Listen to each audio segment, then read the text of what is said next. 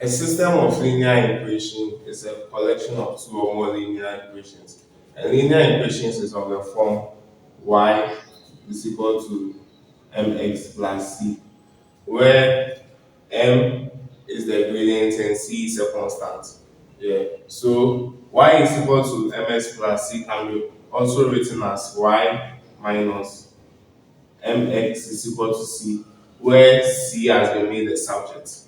From this, which is equation 2, you can also get another equation, which is y minus mx minus c is equal to 0. Yeah. So linear equations can also be written in the form ax is equal to b. Yeah. So let's take a linear equation. Let's say we have a linear equation which is ax1 plus bx2 is equal to, let's say, m. Then we have another equation, let's say cx1 minus dx2 is equal to n. Yeah. This two is a system of linear equation because it's a collection of two linear equations. And these equations are of the form equation 2, which is y minus mx is equal to c. Yeah. So this is a system of linear equation. Yeah.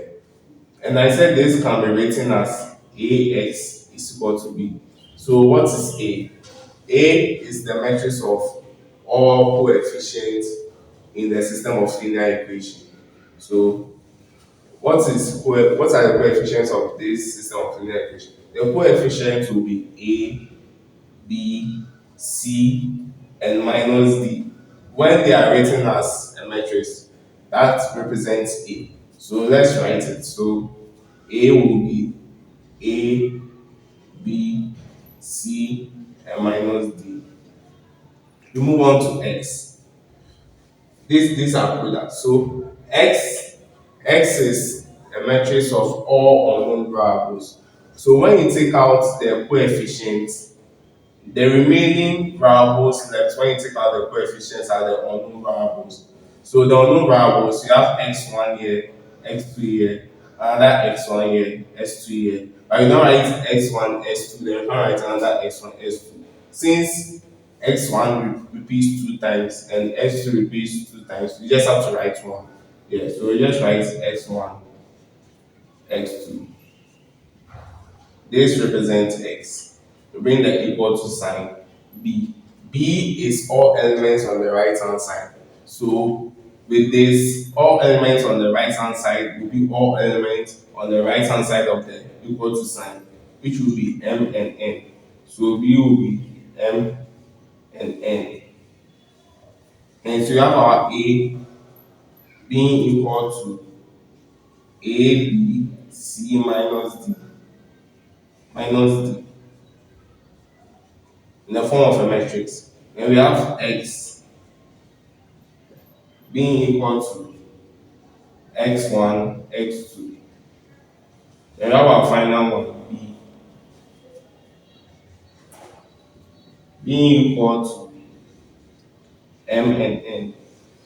So to represent a system of linear equation in the form ax is equal to b, always make sure that you align the unknown variable. So if you have x1 in, let's say, this equation, make sure all x1s are on the same column, all x2s are on the same column, and all, let's say if you have x3, all x3s will be on the same column. If there's another one, x4, all x4 will be on the same column.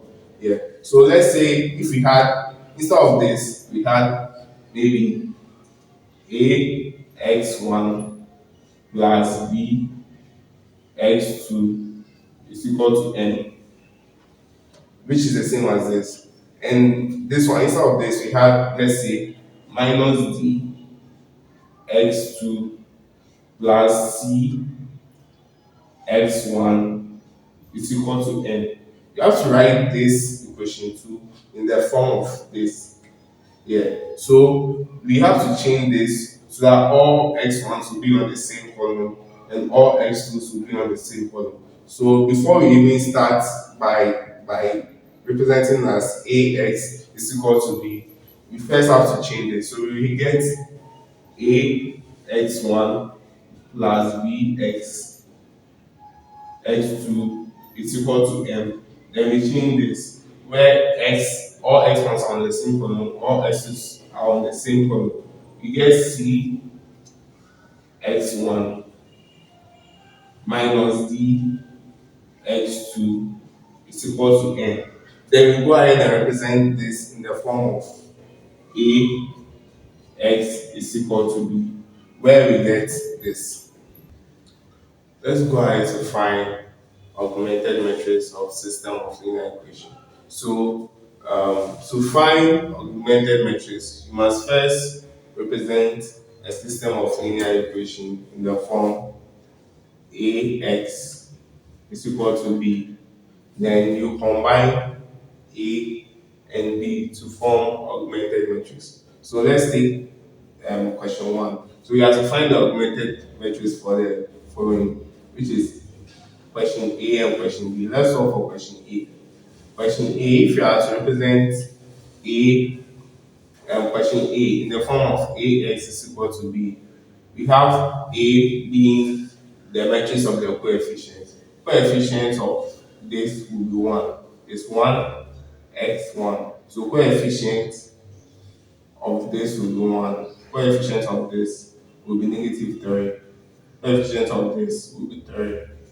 Coefficient of this will be 2. Then we have x. X, we have x1, x2, x1, x2. X1 repeats itself 2 times, x2 repeats itself 2 times. So here's write x1, x2. B is the right hand side. The right hand side contains 10 and 12. So write it as 10 and 12.